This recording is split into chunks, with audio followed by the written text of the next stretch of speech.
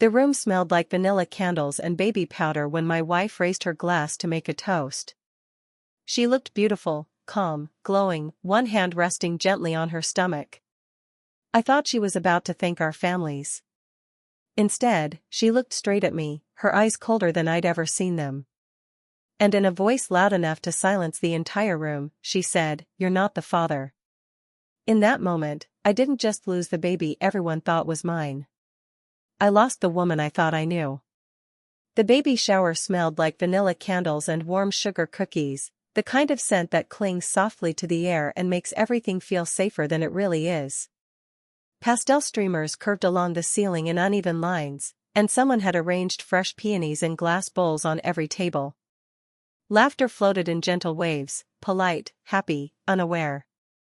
I stood near the gift table, turning a paper cup slowly in my hands, watching my wife across the room. She wore a soft blue maternity dress that hugged her curves without trying too hard. It wasn't flashy, just elegant. Graceful. The kind of beauty that didn't beg to be noticed but always was. Her hair fell over one shoulder in loose waves, and every so often she would tuck a strand behind her ear when someone leaned in to talk to her.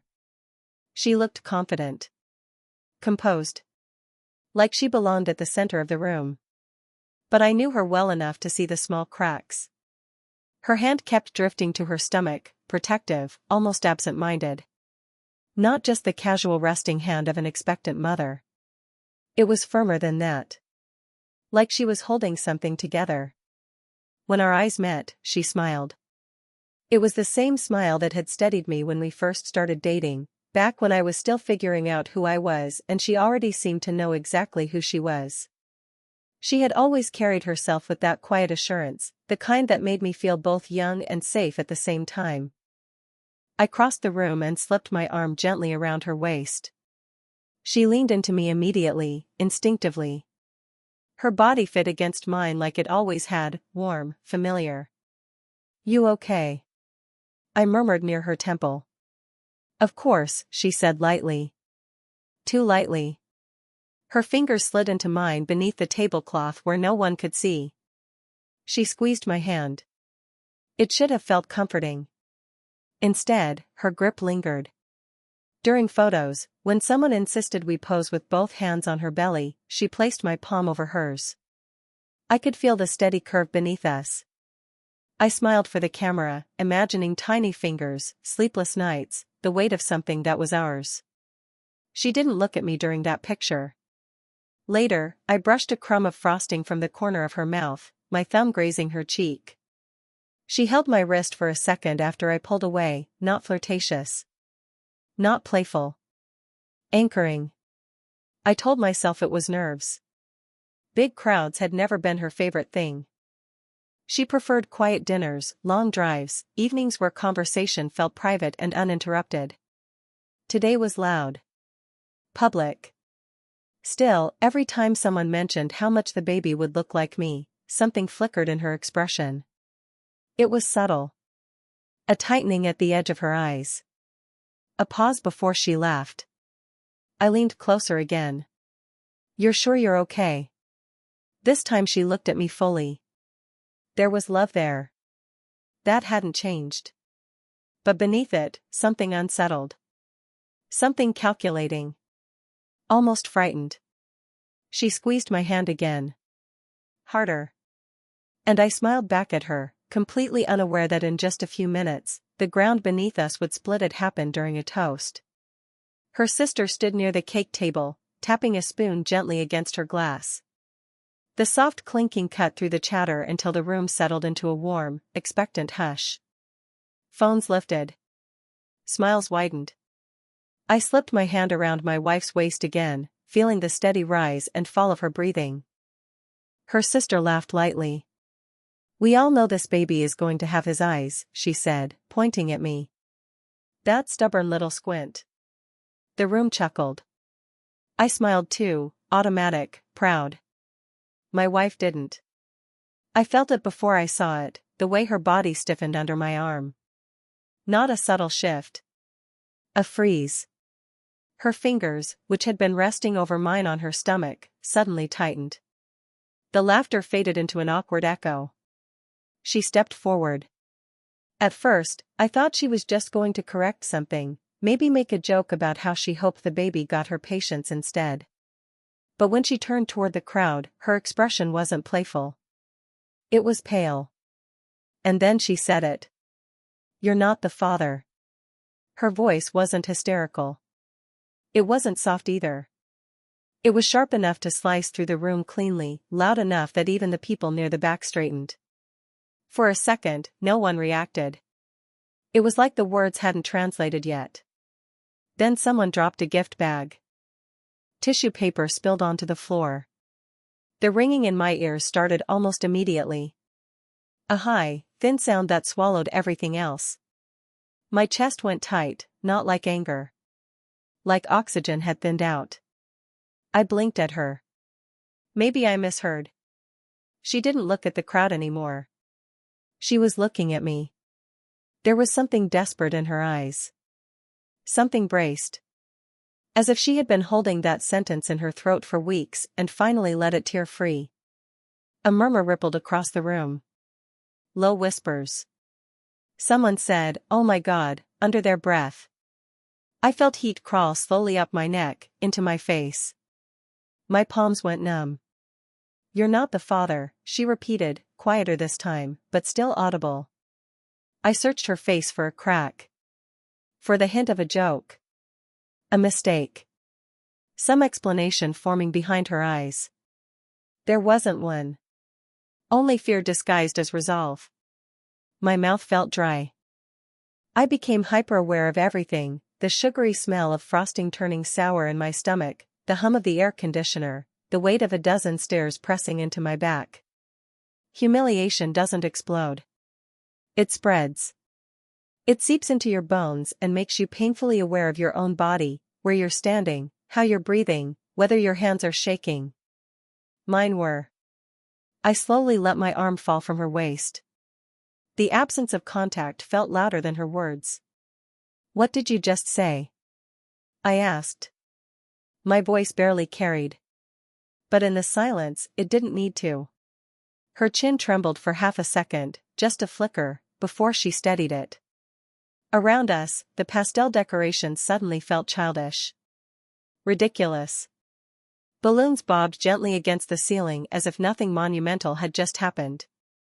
No one laughed now. No one moved. And I stood there, in the center of a room that had been celebrating us minutes ago, realizing that whatever truth was about to surface. It wasn't just going to change this party.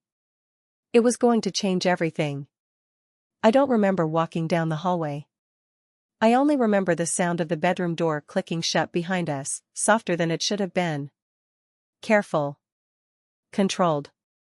Like I was still trying to protect her from something, even now. The muffled hum of voices continued on the other side of the wall. Awkward laughter. Low whispers. The party hadn't fully died yet. It was just bleeding out slowly. She moved toward the window, folding her arms over her stomach. Not gently, defensively. The late afternoon light filtered through the curtains, outlining her silhouette in gold. From behind, she still looked composed. Strong. But her shoulders were shaking. I stood near the door, suddenly unsure where to place my hands. They felt foreign at my sides. "What did you mean?" I asked. My voice sounded steadier than I felt. She didn't turn around right away. She pressed her lips together like she was trying to hold something back, words, maybe tears. "I wasn't sure," she said finally. The sentence didn't make sense. "About what?" She closed her eyes. I could see it in the slight tension of her jaw. "There was overlap," she whispered. The word overlap landed heavier than yelling would have. I stepped forward before I realized I was moving. Overlap. Her hand slid down to her stomach again, fingers splayed protectively. "It was before we were fully us," she rushed. "Things weren't clear. I ended something. I thought it was done. And then I found out I was pregnant." Each word seemed to cost her something. I felt something crack quietly inside my chest, not explosive, not dramatic. Just a dull split. Months, I said. You've known for months. I didn't know, she insisted, finally turning toward me. Her eyes were red now, glassy. That's the point. I didn't know. The timing, it could have been yours. It probably was yours. Her voice broke. I wasn't certain. The room felt smaller. I reached for her without thinking, instinct more than intention, but she flinched. Just slightly. That hurt more than the confession. I let my hand fall halfway between us, suspended in air, then lowered it slowly. You let them think, I swallowed. You let me think. I wanted it to be you, she said. The words came out raw. I wanted it so badly that I convinced myself it had to be. Silence filled the space between us. Heavy. Breathing became effort. I could see her trembling now. Not from guilt alone, from fear. Real fear. Of losing me. Anger flickered in my chest, but it tangled immediately with something else, love. The years we'd built. The quiet mornings. The way she always reached for my hand in her sleep. I crossed the distance carefully this time and lowered myself in front of her, kneeling so I could see her face without forcing her to look down at me. She hesitated, then met my eyes. Up close, she didn't look powerful or composed. She looked scared. Why didn't you tell me before? I asked softly. Her bottom lip trembled. Because I was afraid that if I said it out loud, she whispered, I'd lose you. And in that moment, the betrayal stopped being loud. It became painfully human. She sank down slowly onto the edge of the bed, like her knees couldn't hold her anymore. I stayed kneeling for a second longer, then shifted to sit beside her, close enough that our shoulders almost touched, but not quite. The almost felt intentional. The house had grown quieter. I imagined guests slipping out politely, murmuring excuses, gathering coats. The celebration was over. All that remained was us, and the truth sitting heavy between us. I thought you'd leave, she said finally. Her voice had lost its edge. It sounded small now. I frowned.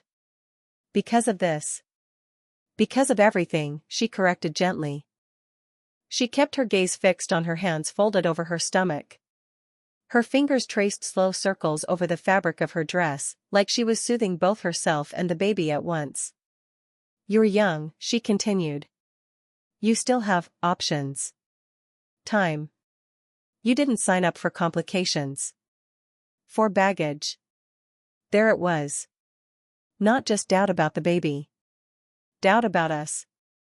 I leaned back slightly, studying her profile, the faint lines at the corners of her eyes that only appeared when she was tired, the strength in her jaw she carried like armor. She had always seemed so certain in the world. So steady. But right now, she looked like a woman bracing for impact. You think I'm with you because it's convenient? I asked quietly. No, she said immediately. Then softer, I think you're with me because you love me. And sometimes I don't understand why. The honesty in that hit deeper than her accusation downstairs. She finally turned to me. People already talk, she admitted. They always have. About the age difference. About what you see in me. About what I see in you. I exhaled slowly. She wasn't wrong. We'd felt it before, the subtle looks at restaurants, the assumptions. I'd brushed it off most of the time. She had too. But apparently, she'd been carrying more of it than I realized. I'm supposed to be the stable one, she said. The mature one. I should have handled this better. I should have told you sooner. Instead, I panicked like a teenager. Her laugh was brittle. I let my pinky brush against hers on the mattress. Just a small touch. She stilled. You don't get to decide what I deserve, I said gently. That's my choice. She glanced down at our hands, barely touching. I've always felt like I had to prove something, I admitted. That I wasn't just some phase. That I wasn't going to wake up one day and realize you were too much for me. Her eyes widened slightly. You, she whispered. Yeah. I gave a faint, humorless smile. You've lived more life than I have. Sometimes I feel like I'm still catching up. The confession settled between us differently than the others had. Not explosive. Leveling. Her pinky shifted deliberately now, hooking around mine. She didn't pull away. I didn't tell you because I thought you'd see this as proof, she said softly. Proof that I'm too complicated. Too old. Too messy. I turned toward her fully then, closing the small gap between our shoulders. You're human, I said. Not messy. Her breath hitched, and this time when our hands intertwined properly, she squeezed mine, not anchoring in panic. Holding on. I didn't want to lose you, she whispered. And for the first time since the toast, the tension between us wasn't sharp. It was fragile. Honest. Still breakable, but real. The decision to take the test felt strangely anticlimactic. No dramatic argument. No slammed doors.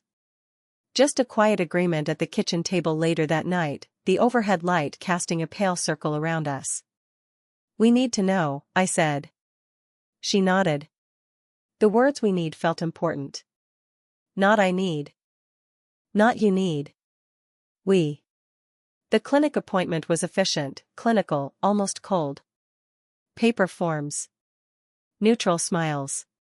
Swabs sealed in plastic tubes. I watched her sit upright in the chair, hands folded neatly in her lap, answering questions with that same composed voice she used in professional settings. Only I noticed the way her knee bounced. The results would take a few days. I hadn't realized how long days could be until then. At home, everything felt the same, and completely different.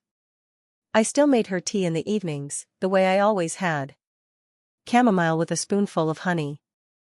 I handed it to her carefully, our fingers brushing as the mud passed between us.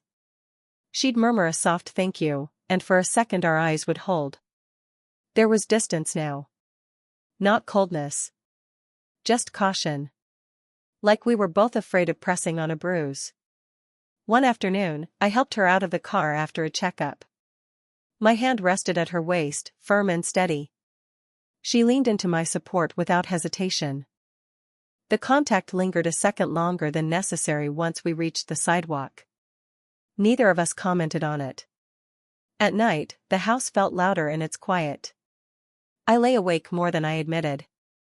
Staring at the ceiling. Listening to her breathing beside me. On the third night, she shifted restlessly, a soft whimper escaping her throat. I turned immediately. She was caught in a nightmare, her brows pulled tight, fingers curling into the sheets. Without thinking, I wrapped my arm around her and pulled her gently against my chest. Her body melted into me on instinct. Her cheek pressed against my collarbone, warm and slightly damp. She gripped the fabric of my shirt like she was afraid I might disappear. I'm here, I murmured into her hair. She didn't fully wake, but her breathing steadied. Lying there in the dark, holding her, I realized something that unsettled and comforted me all at once. The test mattered. But it didn't change this. It didn't change the way my hand automatically rubbed slow circles over her back. It didn't change the protective ache in my chest when she winced getting out of bed. It didn't change the way I already pictured a crib down the hall. Biology suddenly felt smaller than everything else we'd built. Still, the envelope arrived. Plain white. Official. She placed it on the kitchen counter and stepped back like it might explode. We both stared at it longer than necessary.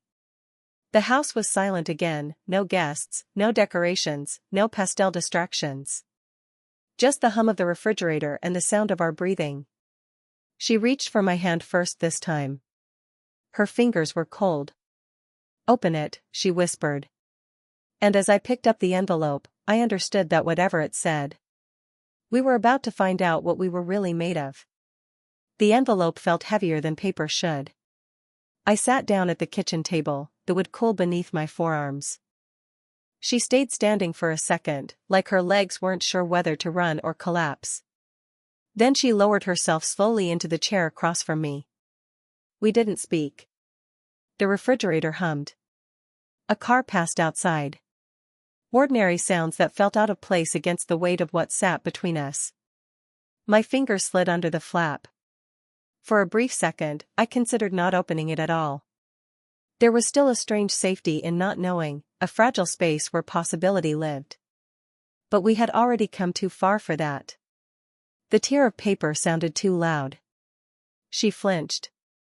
I unfolded the document carefully, I scanning the clinical language first. Percentages. Terminology.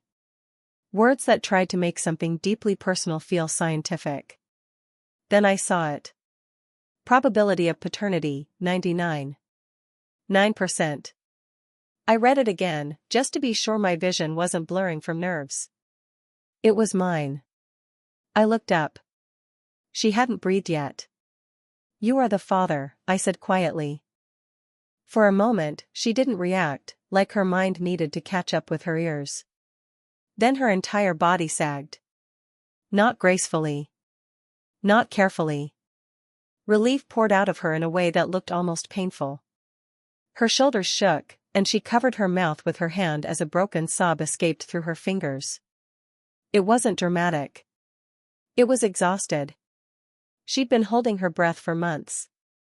Tears slid down her cheeks freely now. Not controlled. Not composed. I stood and moved around the table without hesitation this time. When I pulled her into my arms, she didn't stiffen. She collapsed into me fully, burying her face against my chest. Her hands clutched the back of my shirt like they had the night of her nightmare, only now there was no confusion in the grip. Only relief. I wrapped both arms around her, holding her firmly, my chin resting against the top of her head.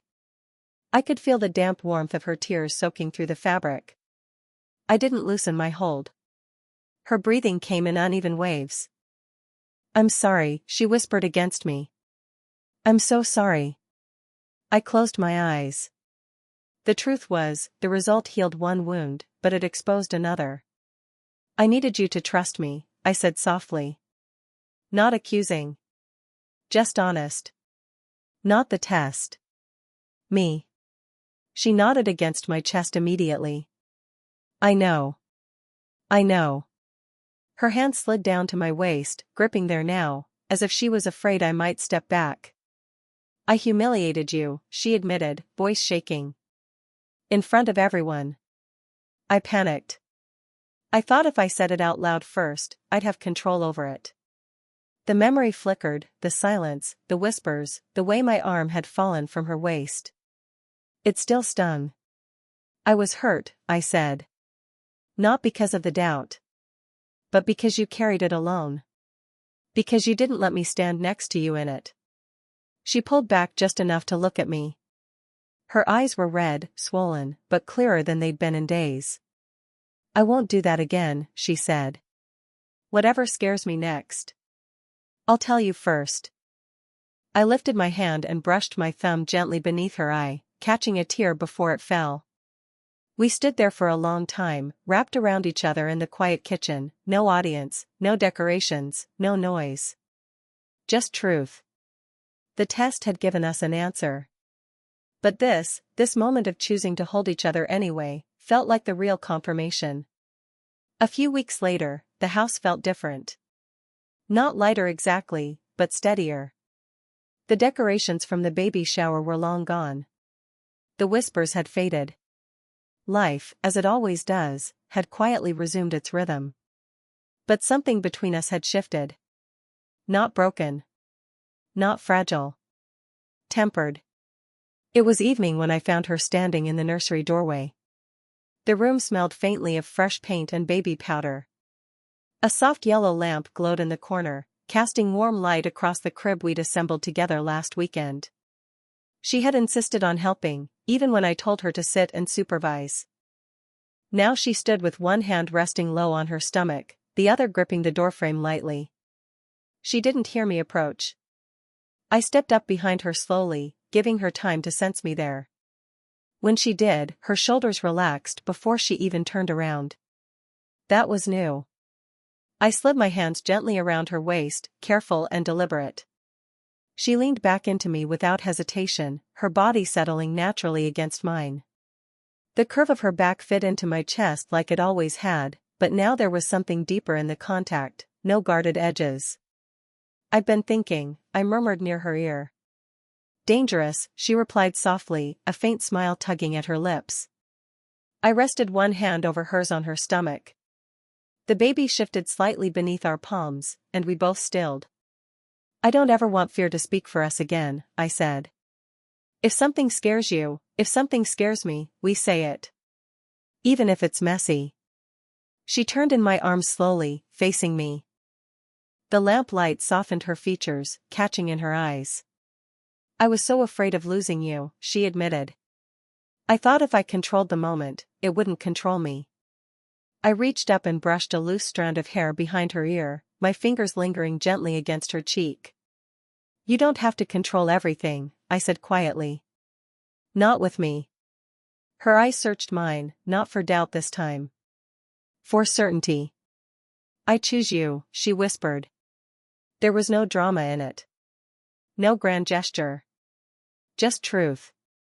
I lowered myself slowly to one knee in front of her, not because I had a ring, not because I needed spectacle, but because it felt right to meet her at the center of what we'd fought for. I pressed a soft kiss to her stomach. Not possessive. Not triumphant. Reverent. When I stood again, she cradled my face in both hands, her thumbs brushing just beneath my eyes. She rested her forehead against mine, her breath warm and steady. "Next time we're scared," I said, my voice low, "we face it together. Not in front of everyone."